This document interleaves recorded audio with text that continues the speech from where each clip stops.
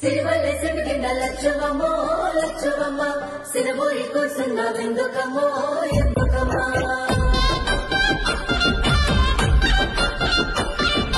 వచ్చింది వచ్చింది రైతు భరోసా వచ్చింది మన తెలంగాణ పల్లె సంబురాలతో మురిసింది.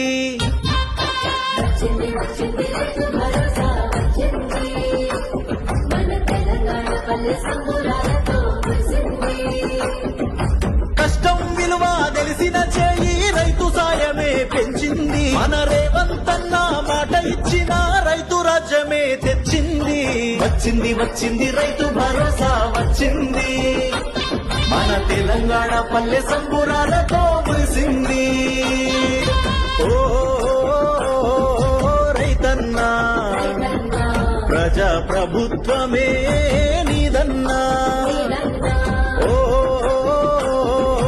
రైతన్నా రైతుకు ధైర్యం ఇచ్చేనే రేవంతన్నా.